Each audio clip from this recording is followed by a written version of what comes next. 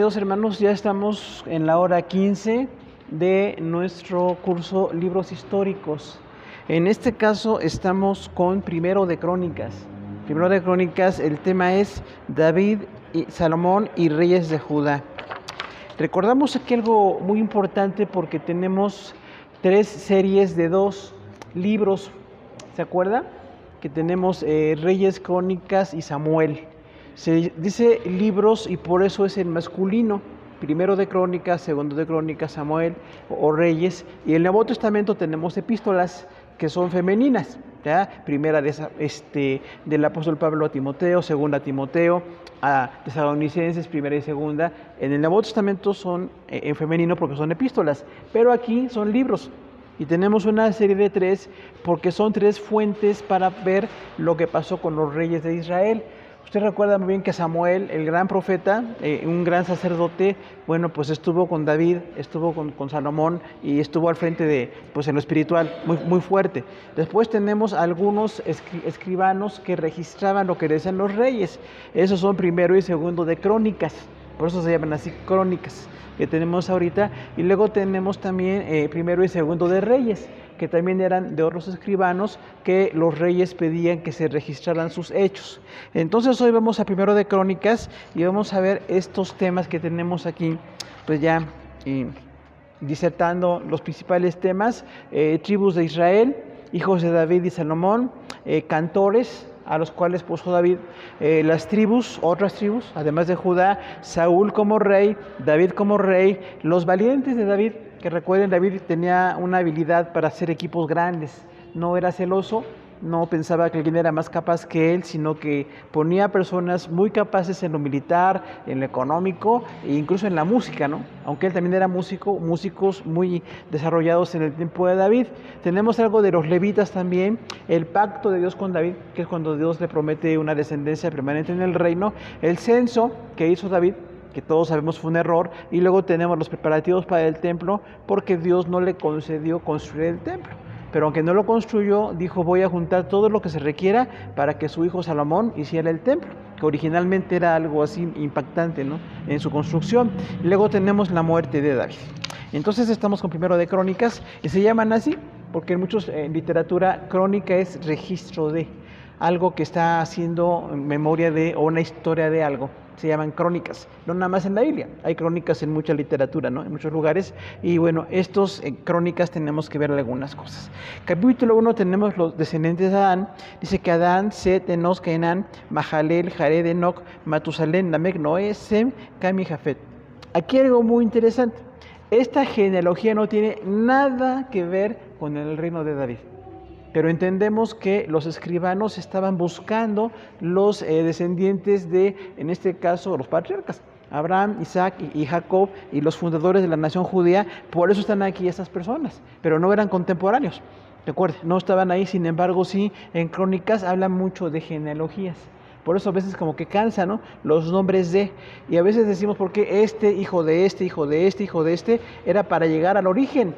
De dónde venían los sacerdotes, de dónde venían los reyes de Judá, de dónde venían cualquier persona dentro del contexto judío. Por eso eran las genealogías. Hoy que tenemos la electrónica tan avanzada, como que se nos hace muy atrasado eso, ¿no? Porque todo el mundo sabe de dónde viene, registros y familias y cosas, pero en ese momento todo era con papel y tinta. Entonces era muy importante esas crónicas. Luego tenemos descendientes de los hijos de Noé: Gomer, Magog, Madai, Javán, Tubal, Mesec y Tiras. Nimrod llegó a ser poderoso en la tierra. Otra vez, esto está desde el Génesis, ¿se acuerdan? Cuando habla de Nimrod, que era un fundador de una religión pagana, de donde viene mucha adoración, a cosas de pecado y cuestiones lejanas a Dios. Cuando dice en Génesis que Nimrod fue grande delante de Jehová, originalmente dice desafió a Jehová. O sea, ese culto de Semiramis, ¿se acuerdan? Nimrod dice Semiramis, donde hay una mujer con un bebé cargando, que luego era su hijo, ¿no?, Tamuz, y era una relación de incesto allí que nos deja sorprendidos.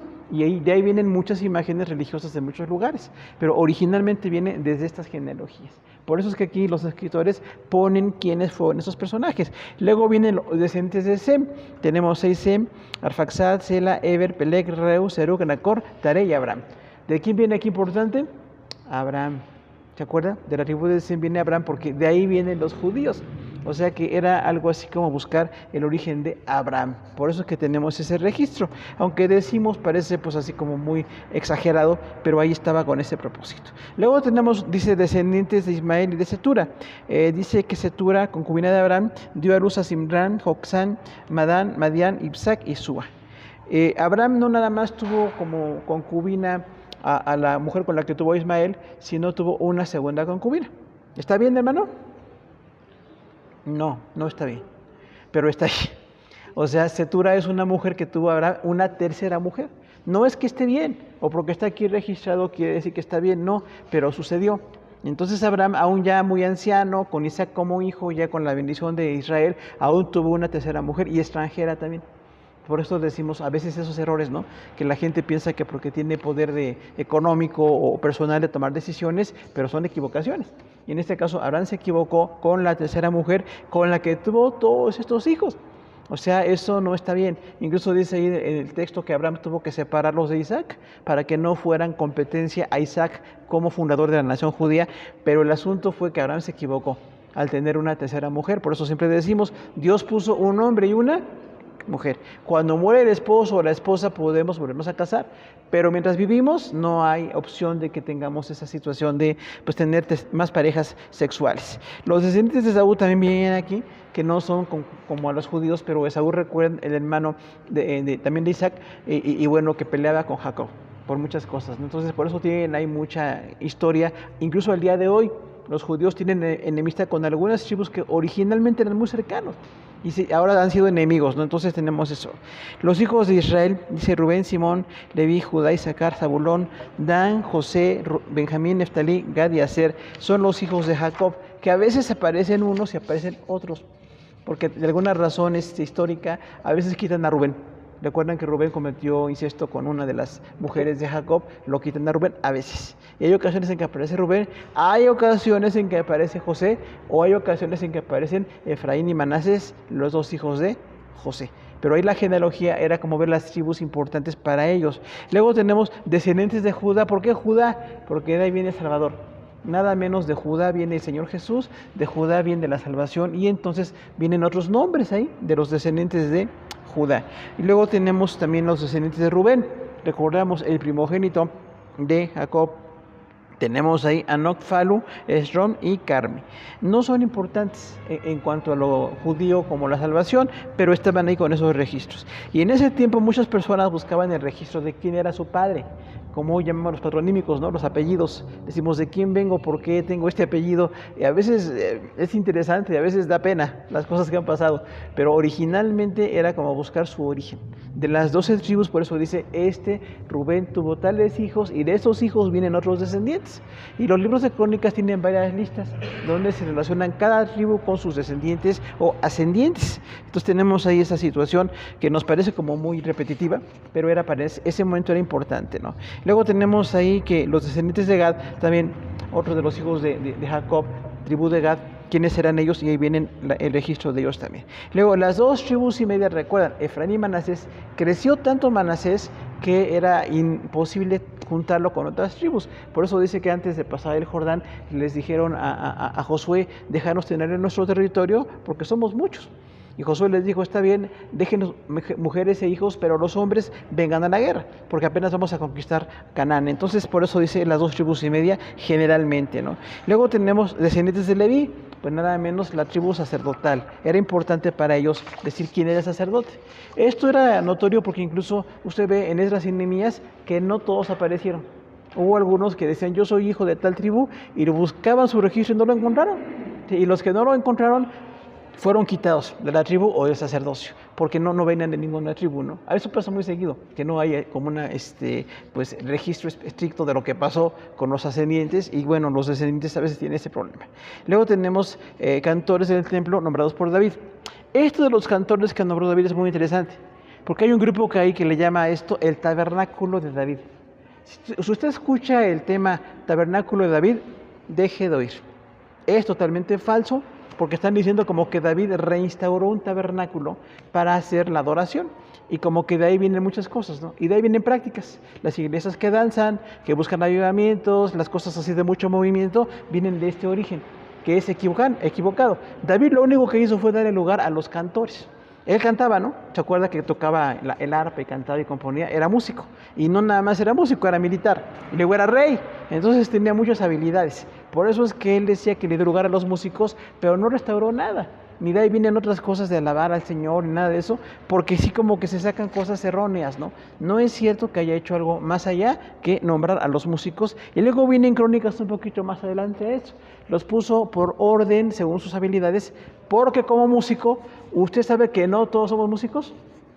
Eso de que de músico, poeta y loco, está falso. No se puede ser músico si no tiene habilidad. Se requiere una habilidad, estudio, nota, una capacidad para ser músico. Pero muchos se sentían músicos y David les hacía pruebas.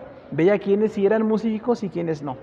Y siempre pasa eso, ¿no? Hay quienes piensan que son o que tienen una voz muy linda, ¿se ha dado cuenta? Hay quienes pensamos que cantamos y no. Nada más nosotros nos oímos en el baño cantando y no se puede.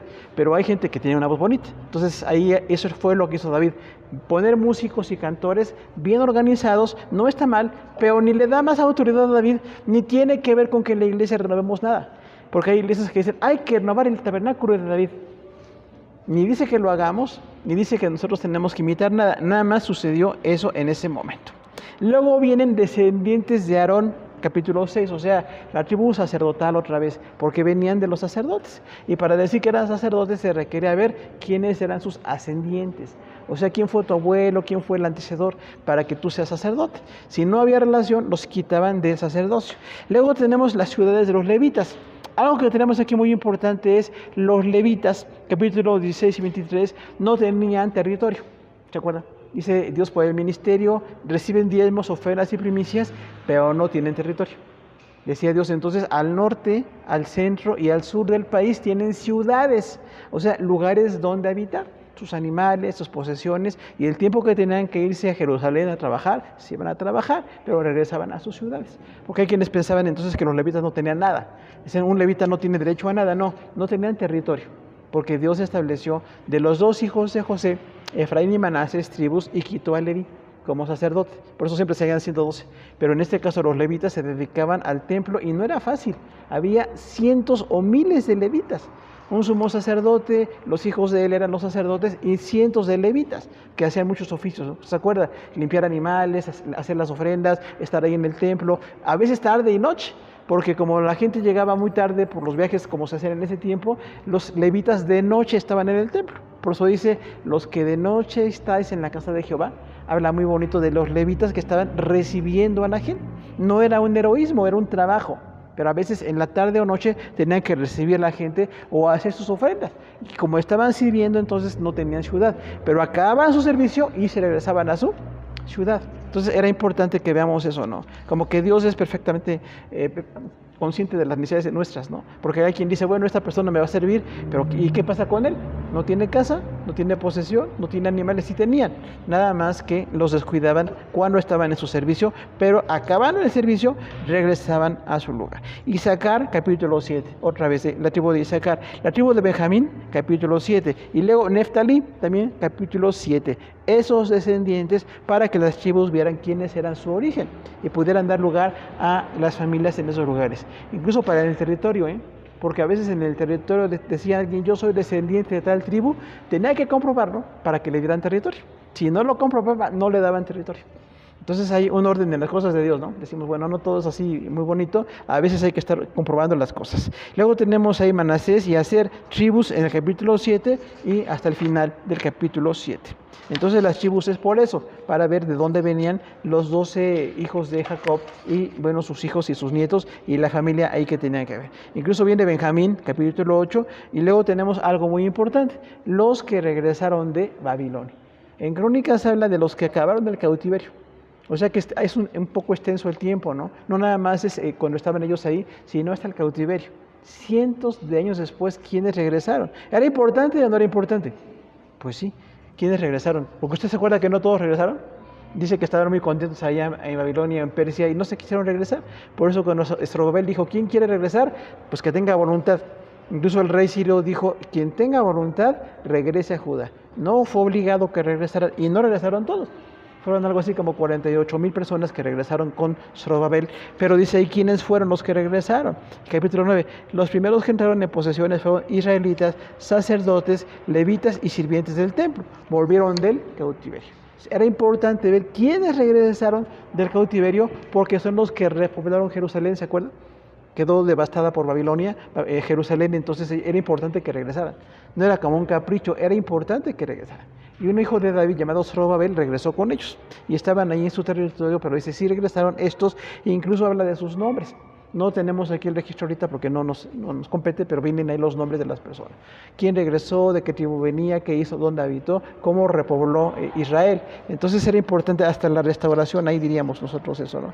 Luego viene la genealogía de Saúl, el primer rey. Dice los hijos de Abión, Sur, Cis, Baal, Nar, Nadab, Gedor, Ahío, Zacarías y Milcot.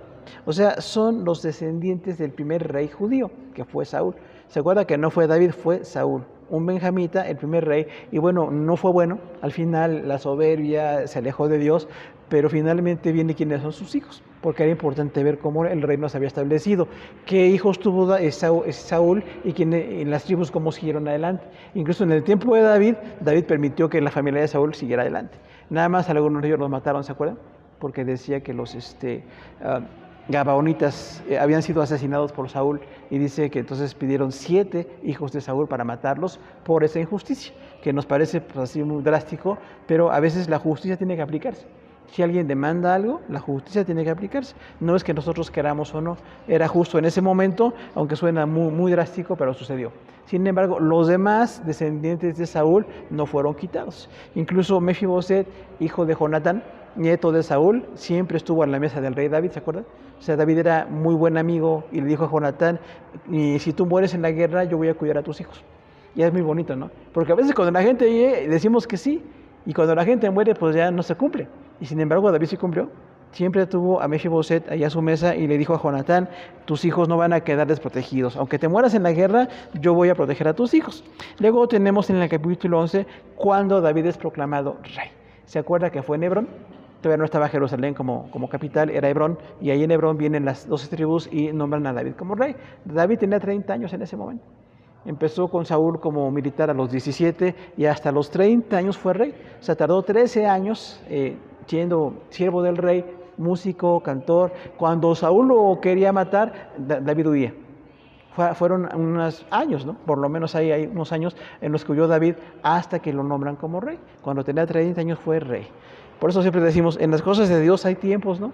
Hay tiempos en que las cosas pasan y cuando no pasan, esperamos que pasen.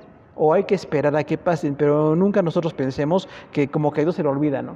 Lo que Dios prometió, el ministerio, la bendición para David se cumplió, pero David en ese momento no era rey.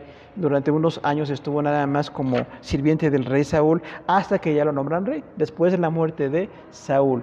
Es trágica, ¿no? La vida de Saúl, el suicidio de Saúl, pero bueno, así sucedió. Y sin embargo, David empezó bien. Hasta ahí David estaba bien, empezó gobernando bien, y era importante notar cuando lo proclamaron rey. Dice que luego tomó la fortaleza de Sión. La fortaleza de Sión era un reducto militar que estaba ahí en Jerusalén, y no era fácil tomarlo. Dice que cuando David tomó sus soldados, rápidamente tomó la fortaleza de Sión. Tanto que después a Jerusalén se le llama Sión. ¿Te han visto eso? Sión no es Jerusalén, era Sión. Pero es como un lugar pequeñito, ¿no? De una ciudad, que luego ya el lugar pequeñito lo toman como el nombre de la ciudad. No era toda la ciudad, era una fortaleza, pero luego incluso dice la palabra de Dios, Dios gobierna en Sión.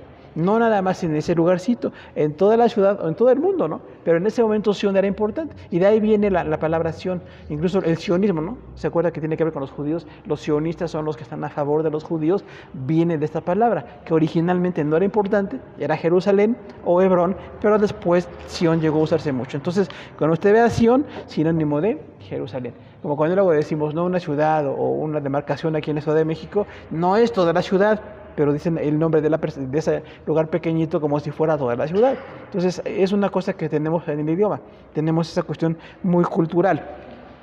Luego tenemos la muerte de Saúl y sus hijos. Dice capítulo 10, los hijos de Saúl, Jonatán, Abinadab y Malquisúa. Los 3 murieron en guerra contra los filisteos. Algo tremendo, Saúl perdió el contacto con Dios. Por eso le decimos, no perdamos el contacto con Dios. Porque Saúl tenía todo, ¿no? Hay quien ha dicho, Saúl tenía todo para ser fiel, pero se hizo infiel. ¿Se acuerda que era muy alto? Dice que del cuello para arriba era más alto, o sea, era muy alto. Más alto que cualquiera es mucho. No era medio alto, era muy alto. Además dice que era guapo, ¿no? Dice que era hermoso, lo alababan por su belleza física y luego fue lleno del Espíritu Santo originalmente. Tenía bendiciones, pero se fue haciendo frío en las cosas de Dios. Se fue haciendo inconstante, se fue haciendo infiel, incluso cuando ya hizo el sacerdocio, ¿se acuerda? En lugar de Samuel, él hizo un sacrificio. Y luego cuando Samuel lo quiso corregir, dijo, no, yo no hice nada malo, me adelanté porque tú te tardabas. O sea, el que no quiere corregirse, así reacciona. No reconoce que hizo mal, no reconoce que no está bien y finalmente va a acabar. Tanto que tuvo celos de David, que David nunca le hizo nada, ¿se acuerdan? Es un ejemplo del respeto de David porque dice, es el ungido de Jehová. De ahí viene una frase muy común que se usa, ¿no? ¿Quién es la persona a quien Dios pone en algo? Es el ungido de Jehová en el Antiguo Testamento. No es muy usual en el Nuevo Testamento. Pero sí decía David, yo no puedo quitar al rey. Y le decían, mátalo. Cuando lo pudo matar, ¿se acuerdan? En 2 ocasiones lo pudo matar y no lo mató. Le dijo, eres un tonto, ¿por qué no mataste a Saúl? Y dijo, yo no voy a tocar. Es el ungido de Jehová. Y finalmente Saúl se suicidó, ¿se acuerdan?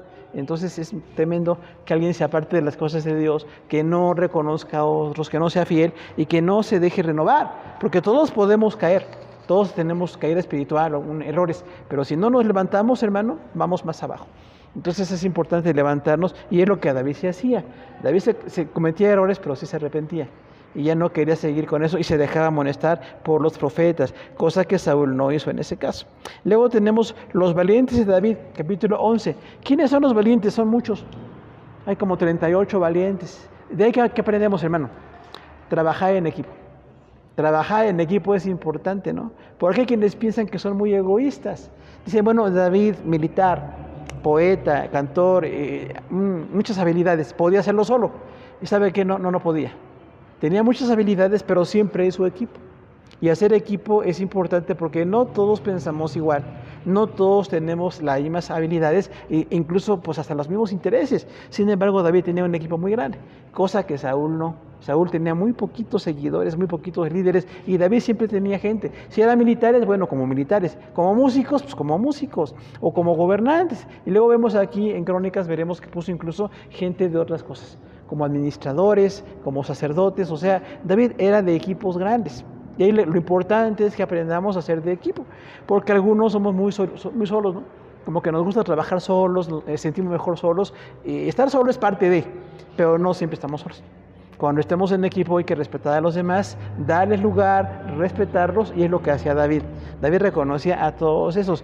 Dice que hubo 3 principales que eran tan fuertes en lo militar que literalmente enfrentaban a cientos solos. En lo militar, eran grandes militares. Tuvo 3 principales, luego hay 30 valientes y luego hay otro grupo muy grande. O sea, David tenía 3 grupos de valientes ahí que estaban en las cosas de Dios y bueno, en lo militar y David los reconocía. Luego viene en la capítulo 12 el ejército. No vamos a verlo por tiempo, pero son muchos. O sea, son decenas de militares. Vienen incluso por nombre. Otra vez en Crónicas poner nombres era la manera de ver quién hizo algo. ¿Quién estuvo como militar de David? ¿Qué hicieron? ¿Quién fue su nombre? Incluso a veces dicen hijo de. La palabra hijo de habla de la familia de la que venía, porque hay varios que tienen el mismo nombre, ¿se acuerda? Entonces decía, no es el mismo. Incluso decía fulano, hijo de tal persona, para que reconocieran que no era uno que con otro conocían. Ahí hay un Jeremías, ¿sabe que hubo un militar con Jeremías? Digo, un militar llamado Jeremías con David. Hay un Jeremías ahí, pero no es el profeta. Es un Jeremías, dice Jeremías, militar de David. Por eso los que tienen el mismo nombre a veces se aclara quiénes eran. Para nosotros a veces como que no entendemos muy claro porque hay varios, ¿no? ¿Cuántos Juanes en el Nuevo Testamento? Hay varios Juanes, ¿no? ¿Se acuerda que Marcos era Juan? Tendríamos 2 evangelistas con el nombre de Juan, pero luego le pusieron como sobrenombre Marcos, Juan Marcos, incluso Pablo le dice Juan Marcos. Entonces, no siempre el nombre original, o Pedro, que no era Pedro, ¿se acuerdan? Que era Simón, y le pusieron Pedro por piedra. Entonces, bueno, ¿a quién te refieres? Santiago, hay 2 en el Nuevo Testamento, Santiago el mayor, hermano de Juan, y el menor, que era hermano de Jesús. Entonces, incluso Jesús tiene un hermano Judas, ¿se acuerdan? Cuando habla de los hermanos de Jesús y sus hermanos Judas. ¿Qué Judas? Ese otro. No es el que lo entregó, es uno de sus hermanos. Se llamaba Judas, ni modo, pero no es el que pensamos como Judas, que fue famoso por lo malo que hizo. Entonces los nombres a veces sí como que aclaran quiénes eran para que entendamos lo que está pasando ahí. Luego tenemos el asunto del arca. David preparó el arca para trasladarla a Jerusalén. A veces nos equivocamos. ¿Cierto o falso, hermano? Más bien, casi siempre nos equivocamos o nos llegamos a equivocar. Porque hay personas que piensan que todo está bien y lo que sienten en el corazón está bien, y no siempre. Luego hoy dicen, ¿no? Si lo sientes en tu corazón, hazlo. No, hermano. La ley dice, el engañoso es el corazón y perverso. Así dice, no lo conocerás. O sea, no lo que me dicta mi corazón voy a hacer. Porque en lo que no estoy bien en las cosas de Dios, mi corazón es malo. Mi corazón está hecho pedazos, no estoy bien. Y en el caso de David dice que quiso trasladar el arca, ¿se acuerda? Como hacían los reyes que no eran judíos, porque pensaban que un ídolo les daba poder. ¿Se acuerda de eso? Decían, viene con este poder. Incluso los judíos, cuando estuvo Samuel apenas para empezando su ministerio, trajeron el arca, ¿se acuerda? Enfrentando a los filisteos, los judíos trajeron el arca. ¿Cómo se llama esto, hermano? Se llama idolatría. O sea, la gente piensa que por tener arca iban a ganar la batalla. ¿Cierto o falso? La perdieron. Incluso los filisteos se llevaban el arca. Y hubo ahí muchas tragedias. O sea, esto también se llama como tener un objeto como culto. Realmente no necesitamos ningún objeto. Hay objetos que nos gustan, objetos que necesitamos, pero no son indispensables. Y en este caso David le dijo a Dios, yo quiero traer el arca aquí, a donde estamos más como poblado, porque estaba en un lugar muy lejano. El tabernáculo que hizo Moisés se deshizo con el tiempo. Ya en 500 años no estaba el tabernáculo, nada casi, más que unas cortinas donde estaba el arca. Ahora, David pudo preguntarle a Dios y que Dios le dijera, no hace falta que lo hagas. Pero David decía, yo quiero traer el arca, y trajo el arca. Y se acuerda que Usa tocó el arca y se murió, porque fue irreverencia, ¿no? O sea, no era de momento tocar el arca, porque el arca no requiere que la toquen. De hecho, decía el Antiguo Testamento, el arca no la vean, era reverencia, ¿no? Porque era un lugar donde estaba la sangre del día de la expiación, era muy santo el lugar. Y sin embargo hay gente que lo ve. Incluso hubo judíos que vio en el arca y hubo mortandad ahí, ¿se acuerdan? O sea, a veces somos irreverentes en las cosas de Dios. Ya en el Nuevo Testamento tenemos la gracia y la bendición, no estamos con tanto los objetos, pero sí tenemos que respetar las cosas de Dios. ¿Qué dice Dios de las cosas? Y Dios nunca dijo, háganme un templo. Porque cuando David dijo, traigo el arca para acá, dijo Dios, ¿para qué traes el arca? Yo no habito en el arca, yo estoy en el universo y el arca nada más es un símbolo de, pero nosotros tenemos un corazón muy religioso. Y el corazón religioso requiere objetos, ¿se da cuenta? La gente siempre busca objetos, o personas, o circunstancias, y fue lo que hizo David. Y cuando trajo el arca fue un error, porque no era el momento ni era la forma. Más adelante dice que el arca se quedó en el lugar unos meses, hasta que Dios le dijo cómo hacer el arca, y dijo David, bueno, entonces no cualquiera puede entrar al arca. Los levitas, o sea, sacerdotes de las cosas de Dios, y de espaldas, ¿se acuerdan? Y con varas, para no ver directamente el arca, y con varas tenía aros el arca, y la tenían que sujetar con las varas y luego cargarla sin verla. Era como mucha reverencia. Hoy nosotros no es el objeto. La reverencia es mi actitud con Dios. Puede ser que tanto respeto a Dios, que tanto estoy en las cosas de Dios, que tanto valoro las cosas de Dios, que la gente luego no valora. ¿Se da cuenta que los cristianos somos un poquito raros en cuanto al mundo? Nos ven raros. ¿Para qué vas a tu casa, a la iglesia tanto tiempo? ¿Por qué tantas horas, hombre? Si el domingo es para la barbacoa. El domingo es para quién sabe qué. Hermano, no es para mí el día hoy de estar buscando barbacoas. De hecho, quienes ya ni la comemos, pues ya ni modo, ¿verdad? Pero de momento decía ahí, no es que el culto lo haga el objeto, es Dios quien está y le da valor a los objetos. Y David se equivocó con eso. Y luego cuando trajo el arca, finalmente ya Dios le indicó que con levitas, con sacerdotes en el tiempo y con alabanza. Porque incluso dice que David trajo alabanza, ¿no? Estaban cantando a Dios, pero nadie veía el arca. La tenían cubierta, hasta que Salomón hizo el templo, y con el templo que hizo Salomón, el arca fue llevada al lugar santísimo. O sea que estuvo décadas el arca allí, y a veces no es importante, ¿no? Pero el mundo ve el objeto religioso como muy, muy, muy importante. ¿Cómo crees que tu religión esté así? Tu objeto religioso, tu sacerdote, lo que sea, a la gente le da tanto valor. Sin embargo, nosotros decimos, no es el valor, los objetos, el valor es Dios. Entonces, en este caso, David se equivocó, porque a veces como que pensamos manipular a Dios. No sé cuántos piensan manipular a Dios, ¿no? Decía David, si traigo el arca tendré victoria. Y Dios dijo, no, yo te doy victoria cuando yo quiera. te doy derrota cuando yo quiera, yo soy el Señor, tú no eres el Señor, yo soy el Señor. Y David, aunque era rey, tuvo que aprender eso. O sea, es muy importante el aprendizaje. No soy yo el importante, es Dios el importante, o el que decide las cosas, ¿no? Por eso es que el arca fue un problema para David ahí, trasladarle todo esto, hasta que luego se hizo el templo. Y bueno, Hiram ayudó a David. Hiram era proveedor de maderas. Y dice ahí que trajo maderas muy finas para David, para su casa, pero también acumuló madera para el templo. Aunque no hizo el templo David, porque recuerda que Dios le dijo, has derramado mucha sangre, tú no puedes, pero un hijo tuyo va a derramar sangre, va a ser el templo. Entonces fue que tuvo que David tener esa, pues aceptar la voluntad de Dios. O sea, a veces parecen buenas las intenciones, pero no según Dios. Por eso decimos, aunque la gente diga que la religión, que esto, que los ídolos, si Dios dice que no, yo entiendo que no. Y el no de Dios es definitivo. O sea, no tengo yo que andar negociando con las cosas de Dios, ¿no? Luego David tuvo hijos nacidos en Jerusalén. Otro problema fuerte de David es la conducta sexual. Porque usted recuerda que David le prometió una hija, luego no se la quería dar, luego se la dio a otro. La hija de Saúl se fue dada a otro hombre. Cuando David fue rey, la recuperó. Y como que había ahí un pues, distanciamiento muy fuerte. Pero David no pidió a Dios una mujer. ¿Cuántas le pidió a Dios? Más bien, ¿cuántas tuvo? Tuvo 20. Porque contamos los hijos, hermano. Hay 2 listas de hijos. 12 en Jerusalén, 6 fuera de Jerusalén y una hija. O sea, tuvo 18 hijos y una hija. Pero cada hijo con su mamá. Entonces esto es el abuso sexual, el adulterio, visto muy común, e incluso el día de hoy, ¿no? ¿Se dan cuenta cómo se normaliza el adulterio? ¿Cómo parece que no pasa nada? Parece que las parejas en lo sexual van y se divierten y no pasa nada. Es una cuestión muy delicada, porque dice la palabra, el que tiene una vida sexual con alguien es uno con ella. O sea, la unidad tan perfecta que se hace en lo sexual en el matrimonio es única. En el matrimonio, un hombre y una mujer. Cuando una persona es abandonada o divorciada, ¿se puede volver a casar? Sí, sí puede.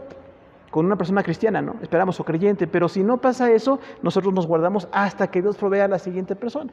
O nos quedamos solos, ¿no? Por eso dice en el Nuevo Testamento, algunos son hechos eunucos por voluntad propia y otros por las circunstancias, o sea, se quedan solos. Pero no es lo correcto que hizo David, buscar a 18 mujeres, o sea, no estaba bien. Ahora, David dejó enseñanza con Salomón, ¿no? ¿Cuántas tuvo Salomón, hermano? 900, o sea, se fue mucho más allá. Pero el error venía desde David. David tenía que haber pedido a Dios una siguiente mujer. Ve varias mujeres muy de carácter. Porque dice ahí que Abigail, ¿se acuerdan? La esposa de Nabal era hermosa y era muy inteligente. ¿Cuántos quieren una esposa hermosa e inteligente? Bueno, algunos ya la tenemos, ya no pedimos, pero ya la tenemos, ¿no? Pero ¿qué pasa con los que no la tienen? Pues ya con ella, ¿no? Pues la tuvo y tuvo otras 17. O sea, ese es el problema de cuando no ordenamos las cosas en las cosas de Dios. Y David, los hijos, luego hay una violación, ¿se acuerdan? El mayor violó a a la única hija de David, y luego el hermano directo de la violada mata al violador. O sea, hay muchos desórdenes, hermano. Entonces decimos, bueno, Dios tiene un orden en lo sexual, tiene una vida para nosotros por edad, por vida y cosas, pero siempre en su orden, no en lo que hace la sociedad o lo que dice la sociedad, porque en eso tenemos una serie de cosas, de errores graves. Y una cosa que tuvo David, perdió la autoridad, porque no corregía a sus hijos, ¿se acuerdan? O sea, no hablaba con ellos, incluso Absalón se quejó de eso, ¿no? ¿Para qué estoy aquí si mi papá ni me habla? O sea, no lo reconcilió, no buscó cómo perdonar, era muy grave, matar a su hermano era muy grave, gravísimo. Pero David no estaba recuperando a sus hijos. Entonces, si queremos tener a los hijos, hermanos, hay que estar en santidad delante de Dios. Aún en lo sexual, mientras estamos solos, o si nos vamos a casar, o lo que sea, está bien. Pero mientras estemos en la circunstancia que estamos en este momento, tengamos santidad con Dios. Porque esto es muy importante. De manera que no perdamos la autoridad. Que el papá o la mamá pueda a sus hijos hablarles de las cosas de Dios, restaurar, recuperar. Es importantísimo. Ahora, si no nos queremos quedar solos, Dios puede proveer una persona idónea, ¿no? Siempre decimos una persona idónea, no cualquier persona, porque sí puede proveer Dios una persona idónea. Y David no fue una, fueron muchas. Entonces fue un error muy grave que tuvo en este caso David. Trajo el arca a Jerusalén, capítulo 15, Dios le indicó cómo, y luego viene un salmo de acción de gracias. Otra lección importante de David, hay que agradecerle a Dios. porque no dice que trajo el arca nada más, sino que le dio gracias a Dios.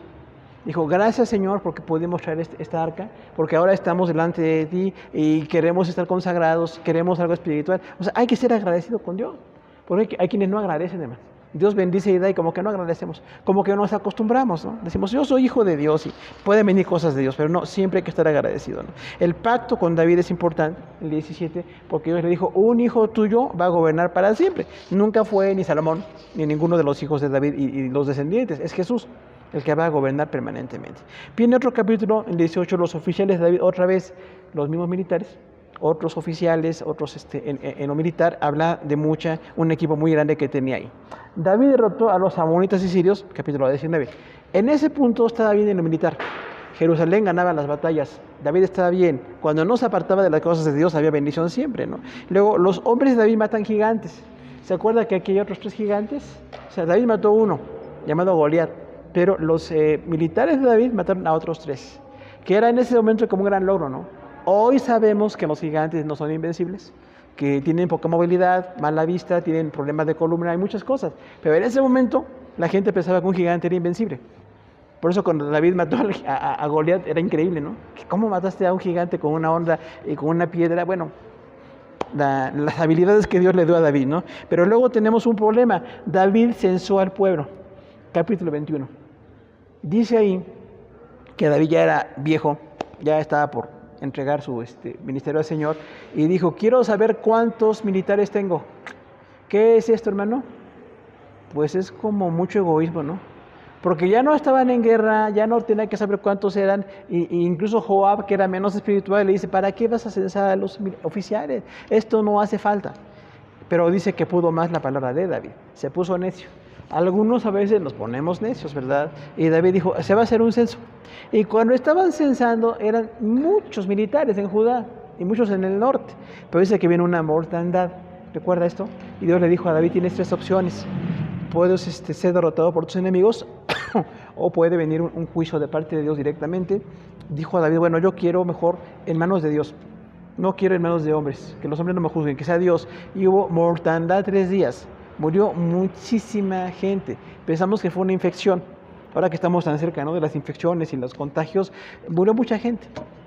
Pero el error fue de David. Hasta que David dijo, Señor, yo fui el del error. Y dice que venía el ángel destructor exactamente donde está el templo. Dice ahí, era la era de Ornán Jebuseo. ¿Qué es Jebuseo? Pues de Jerusalén. Porque Jerusalén, antes de Jerusalén era Jebús. Kiriat Shalom, Jerusalén es ciudad de paz desde los judíos, pero antes de Kiriat Shalom o Jerusalén era Jebús. Y ahí dice que venía el ángel destructor y David dijo, Señor, te pido que ya no haya más mortandad. O sea, mis errores le cuestan siempre a otros. No es cierto que yo soy solo y es mi decisión, no, eso es falso. Siempre mis errores pueden causarle muerte a otros o una situación difícil. No es que esté bien en este momento David, está mal. Pero Dios le muestra que no era con el ejército grande o con la cosa militar, sino que sea fiel a Dios, en las cosas de Dios, ¿no? Tenía que estar en esas cosas. Después de todo, Salomón prepara las cosas. David prepara para el templo. Dice que juntó mucho oro, plata, bronce, piedras preciosas. Juntó mucho en lo económico para que Salomón construyera el templo. Luego viene la distribución y deber de los levitas. Por eso de los levitas, algunos dicen que luego es que David hizo el tabernáculo. No hizo ningún tabernáculo. Lo reorganizó en lo musical. Ahora, decíamos, los músicos saben qué es la música, ¿no? Saben que es un instrumento, saben que es una buena voz. Los que no sabemos, no sabemos. Pero David era músico.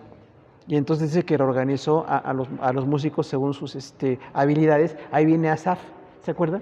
Que es el escritor de Salmos, Asaf.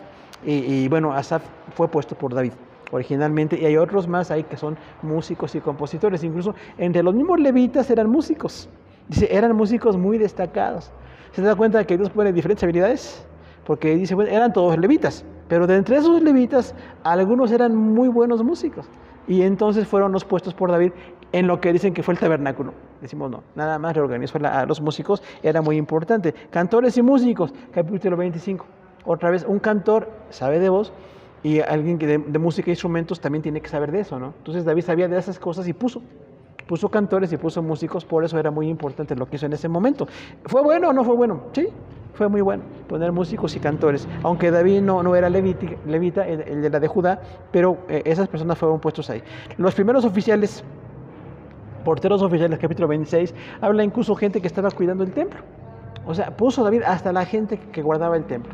¿Era importante o no era importante? Sí. Quienes están ahí en el mantenimiento, que van, que llegan, que sirven los lugares, o sea, estaban en muchas cosas David, tenía muchas habilidades hasta ese punto bien, ¿no? Luego tenemos otros oficiales de David, capítulo 27, de las 12 tribus, jefes de millares y de centenas, de los que trabajaban la labranza, los olivares, el ganado, los camellos, las ovejas. Jonatán, tío de David, era su consejero, y también Aitofel. O sea, no nada más era militar, sino de las 12 tribus escogió jefes de centenas y de millares. O sea, como Dios le dijo a Moisés, ¿te acuerdas? Ponte jefes de millares y de centenas, David lo hizo. Gente de 1000 y jefes de 100. O sea, no nada más era David como rey, estaba bien organizado. ¿Y qué tal? Un reino bien organizado es excelente, porque no nada más era el rey como la habilidad de que cantaba o que era un militar muy bueno, sino que tenía muy organizada la gente.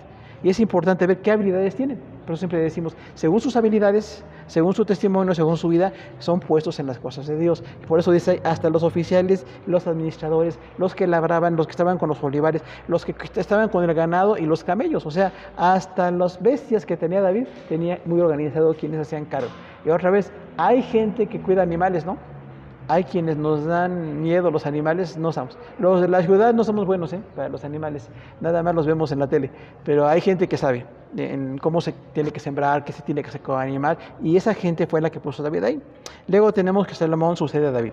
Finalmente David a los 70 años murió, todos recordamos, ya muy anciano, ya no estaba muy consciente de muchas cosas, pero Dios le instó para que pusiera a Salomón como rey. Dios estaba con esto, murió David pues a los 70 años, y dice la palabra de Dios pues que cumplió el propósito, ¿no?